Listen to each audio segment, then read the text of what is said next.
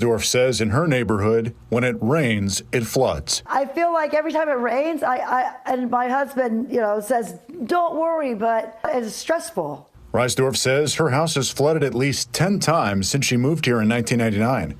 It's emotional. It was a little slice of heaven. Yes, they're condemning the entire park, regardless of the condition of your trailers.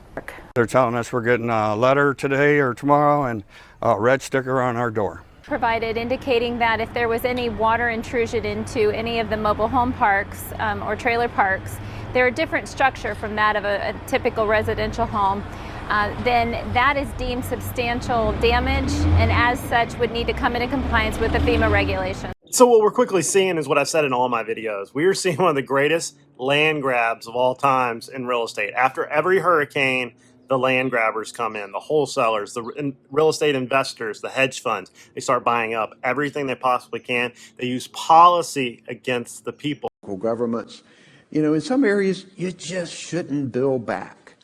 And we've been able to convince certain communities and people that buyouts are better. They use the government's own rules to take your property. And we're seeing that through code enforcement. We're seeing that through the permit process. We're seeing that right now come out in Bradenton, Tampa, North Carolina, North Georgia. And this is becoming one of the greatest land grabs of all times. I said it at the beginning and I'm going to say it again. And we're seeing it take place right now. After every hurricane, the chaos is an open playing field for most of the investors. And it's sad, and my heart goes out for all the people trying to live and dig their way out of all this damage. But be aware, be cognitive. That's why I'm making these videos, to teach you how to be aware of what the politicians are doing. They set the trap in place before the storms came. They made so much bureaucracy and government red tape that here you are. Now they have the ability to come in and take your property, put a red sticker on your door and say you've got to leave, and you've been there your entire life. You got to learn how to spot their games, and that's what I'm trying to get over to everybody right now. That site announced a partnership with First Street to post climate risk data on a listing. Zillow joins Realtor.com and Redfin in posting this kind of information. Zillow and First Street break down the data in 5 categories: flood, wildfire, wind, heat, and air quality. So it seems as if Florida is being hit with one financial catastrophe after another. One big storm after another, and it's starting to mount up on a lot of the residents here in Florida. And it's started to pose the question, is Florida still livable? Like, do people really want to keep living in these environments between insurance and the FEMA rule? I got to talk about the new FEMA 50-50 rule. Been around a little bit, but nobody really was tracking it until this last few storms. That's wild. And when we got hit with one storm after another, people are starting to question, should I live in Florida or should I move away? And I'm going to give you my opinion, and at the end, we'll talk about ways around it. So let's get right to it. Reisdorf says her house has flooded at least 10 times since she moved here in 1999. Because of that, she's had to rip out her rugs and gut her walls several times. So there's a question about this. Florida just enacted the new flood disclosure form about October 1st. Now, when you go to write a contract, you've got to have this disclosure with it. And I've been wondering, why haven't they done this in history? It's because they have the seller's disclosure, which is most agents are supposed to do. Not supposed to, but you should, to protect your client, disclose things about the property. But they never made it like you had to have it, like the lead paint disclosure or some of these other disclosures. And so people were fibbing on all of this flood information and just say, catch me if you can. Well, now Zillow said, game on, okay? I'm going to put it on the website. Realtor.com's always had like a flood map, and the MLS does it, which blows my mind how they most of the time don't overlay. But you could always go to the FEMA map and you can type in a address and find out if it's in the flood zone or not. Well, Zillow, now Realtor.com, they're saying, well, we're just going to overlay it on the house search.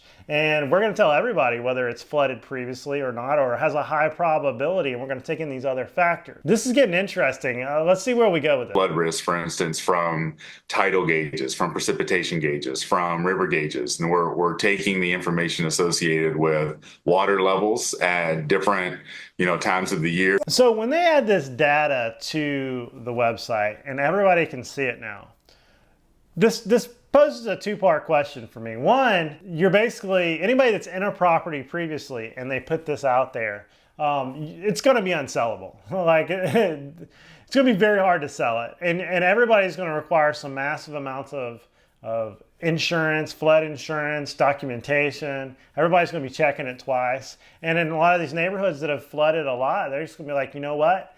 I don't want to deal with this. Which I feel like you could technically go back and sue some of these people, but it's really hard to sue in reverse on real estate. Not an attorney, but I will say that if the deal's been closed for years, good luck proving that they knew something. And plus, the lower end properties, they're not going to be suing anyways. It's going to take really high-end real estate people to sue over something that happened 5, 10, 15 years ago. It's hard to prove. I mean, in a seller's disclosure, it always asks if the house had water intrusion or flooded or whatnot. And if they would have just made this form mandatory years ago, people wouldn't have probably purchased the house to begin with, or they would have known the hazards of purchasing this cost. But now that all of a sudden you enact it, you've just killed the market for all those houses. We asked First Street if this data could lower a home's value and scare away buyers. If all of a sudden people look at it and they see the information and they're avoiding homes that are extreme risk, then absolutely it could end up impacting the sale price and the likelihood of resale. Reisdorf is worried that this, on top of the flooding history at her house, could dissuade a buyer. And if we get a good 3-4 inches of rain, we're flooded. If I can't sell the house, then what am I going to do? Leave my son at home that's flooded? Rhoda Sokoloff bought her house next to Reisdorf 4 years ago. She's feeling some buyer's remorse and wishes Zillow had this information earlier. If I knew probably about the flooding, I don't know if I would have purchased. Were you told much about the flooding? Nothing. If you buy a property right, if you make sure you've got all the block checks done, living in Florida is great. It's a great place. One, have a good real estate agent, not one you just, got from a friend. Make sure they know what they're talking about. Get a good wind mitigation. Make sure the house is strong, built for hurricane. Make sure you're not buying in a flood zone. And if you do, you're off grade, or you've taken the precautions of insurance, surveys, elevation surveys, all these things to make sure you're buying in the right place. Ask an expert, do some research. Buy a good property that's built right, had all the upgrades for a hurricane, and you'll be fine. In my opinion, it's great living by the water, but you got to buy right. And if you're buying in a swamp or in a low elevation point and you're staring at the water, well, one day you might be, wading in that water in your living room. Just keep these things in mind. Nobody would ever thought this would have happened in the mountains, but it did in the mountains too. So you got to take these precautions. And it's wild that we're seeing these big storms one after another. I don't know what the answer is, but I know things like Zillow and Realtor.com are putting so much data out there now that you can make that decision. But if you own a property prior to all this information coming out, well, that's tough. I don't know what to say about that. But yeah, buy right. Get a good real estate agent, use a good title company, ask questions, do all the due diligence. Don't skip inspections, don't skip surveys, don't skip all these things. I'll see you guys in the next video. So FEMA basically came out with the 50% rule. And if you haven't been tracking the 50% rule, in South Florida, it is hammering people. Restrictions from FEMA's 50% rule. The federal rule triggered when the cost of repairs exceeds 50% of a home's market value. And if that happens, she may have to rebuild. My estimate for my roof came in at $75,000. So that's a big number, considering the FEMA 50/50 allowance on my house is $66,000. Her next steps will be met with restrictions from FEMA's 50% rule. The federal rule triggered when the cost of repairs exceeds 50% of a home's market value. And if that happens, she may have to rebuild. And I feel very bad for the people who get caught with this, and I didn't even really know about it until recently either, that if you have a property and you have a repair that's more than 50% of the value of the property, FEMA's going to say, pump the brakes. You got to go ahead and bring the whole house up to code. Now, what does that mean? That means lifting the house. That means putting all the flood measures into a property, if you're in a flood zone, to make it now up to code. And if you want that allowance, well, you're going to have to do that. So let's say you're caught in a situation where it floods. You've got this massive repair bill, because they're going to track your permits. There's no way probably around it unless you do it with your tennis shoes on, you know what I mean? That you get away with it. They're going to just say, stop. You've got to lift the house, or you've got to do whatever it takes to put this up to code by flood standards, or pay for it yourself, or figure it out. Because now all these properties, they get caught in this, what are they going to do? Everybody's going to know that house has been flooded X amount of times. That house is in a situation that you either got to crush the house and rebuild it, you got to lift it, which lifting it could cost more than crushing it and rebuilding it in certain situations. It's just going to be very expensive for these people, and I'm not sure what they're going to do. Bradenton Beach, the city has condemned tonight the Pines Trailer Park, and that's because of storm damage. Yeah, but some people we spoke with today are questioning why they are all being forced out when some of their homes were not substantially impacted. It's emotional. You drove over the bridge and all your troubles went away. For Sandy Seaver, her home just off the Cortez Bridge was her paradise for the last 10 years. Now she and dozens of others have to find a new place to stay. Well, they're telling us they're condemning the entire park, regardless of the condition of your trailers. Some trailers are in excellent shape. There's maybe 4 that aren't able to be restored, but the city has decided to condemn the entire park. They're telling us we're getting a letter today or tomorrow and a red sticker on our door. Joseph Klingler took us into his home to show us what it looks like now. The water was here in my lower part, and it didn't get to the top part, but they're still saying if you got any water, you're condemned. There were some guidelines and guidance provided indicating that if there was any water intrusion into any of the mobile home parks or trailer parks, they're a different structure from that of a typical residential home, then that is deemed substantial damage, and as such would need to come into compliance with the FEMA regulations. She says coming into compliance will mean starting from scratch. You would essentially have to elevate those structures, and the location and the base flood elevation in this particular area of Pines, they would have to elevate it approximately 9 feet in the air. And how do you feel about that? Devastated. This has land grab written all over it. I've seen it over and over again. I've seen how builders will use policy against the people in neighborhoods. I've seen how these code enforcement agents work. I've seen how the building department works. This is how they do it. They just make it so hard for you that you don't have the ability to fight it, or you just give up. And then the investors come in and swipe it up. They scrape it clear, and they put big waterfront beach houses and condos on it. So what's going to happen is some of these properties are just going to be not worth building back, not worth fixing. And I've been saying one of the greatest land grabs of all times is when hurricanes come.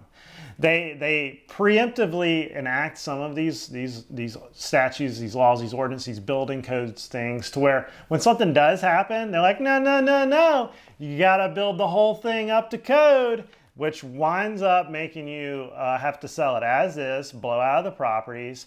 Some investor comes in, purchase these properties, and they just absorb it for a little to nothing, crush it, build something fancy, high end, worth 10 times as amount. And politicians like this. So they get to use more property tax on the property. They can create more infrastructure. They're creating jobs. It just benefits these people, these politicians, to enact these rules. If you look in Bradenton, okay, there's a trailer park down there, and they basically enacted that if it's a mobile home and it had water intrusion, it gives them the right to condemn the entire place. If 1 or 2 of them have water intrusion, they're going to condemn the entire place. And what do you have when you have a trailer park on the water, which they know they could scrape these trailers away and build humongous multi-million-dollar houses and infrastructure and restaurants and condominiums? They know they got to get rid of these trailers, and that's what you're seeing on these properties. And it's sad, it's hard. It's hard to watch these land grabs happen because these people have lived there their entire lives. They love living there, they're happy, and they created a rule. They got together, created a rule that said, if this happens, we can remove you. And that's what's going to happen. They're going to remove these trailers, they're going to sell the land, because if you don't have the budget to fight this stuff, there's not much you can do. They'll just keep you from building back what you want to do unless you play their game. And that's what's happening in Bradenton. This is nuts. And this is why I was talking about code enforcement starts trolling through these neighborhoods, issuing stop orders, making people go get permits. And then once they get the permits, they can track all of this. And that's where they start getting people. The politicians have hemmed people up to where there's no way you can work on your own property, because here comes code enforcement with the badges and says, you know what? You got to go get a permit. Oh, by the way, FEMA says this. Oh, by the way, if you can't afford to put that thing 9 feet in the air, tough. You're either going to have to sell as is, crush it, walk away. I don't know. Don't care. Oh, and your mortgage? Well, that's your problem. This is 100% the problem with government, huge government, oversight, regulation. Now, a lot of people say, well, they should be up there. Well, maybe. But if they are willing to take the risk, let them, you know. But at the same time, you know, this is a land grab. This is when the big money is going to come in and buy that little trailer park's land, scrape it, and build whatever they want. It is truly devastating what has happened to everybody that got hit by these hurricanes, especially up in North Carolina. But the cover-up of a lot of this is sickening. And the reason why I've made so many videos on this is, as a real estate person, as a real estate agent, as a real estate investor, I see what they're doing to these people, and my heart goes out to them, because politicians are doing this to those that did not pay attention to the rules they were enacting. When I saw the North Carolina governor come out and say, some of these shouldn't be built back, some of these should be purchased from these people, he's laying the groundwork, the propaganda that, oh, well, everybody don't feel sorry for them. They're just going to get their land, you know, paid for and taken, and they shouldn't build back because of all these hurricanes. But in the meanwhile, people are losing their homes. They're losing the things they've had their entire life, their lifestyle, the beautiful beach, the place they lived at. And it takes a lot of money to build back, to fix these things, to get back into where it was. So what we're seeing is, as large corporations, large real estate, big hedge funds coming in and just taking everybody's, you know, property. Politicians have allowed this to happen, and by not understanding what politicians are doing and letting the lobbyists come in and do this, we're left with this. Saw it in Panama City, we've seen it in Pensacola, we've seen it in North Carolina, Virginia, we've seen it in everywhere a hurricane is hitting. And every time one of these wildfires hits, there is properties being bought up for pennies on the dollar. It's sad. It's crazy. But comment down below what you think about all this. I want good discord. I want back and forth. I want those that agree and disagree to argue, because discord is how we make things change here in America. Don't forget to like and subscribe, and I'll see you guys in the next video. This was a wild one.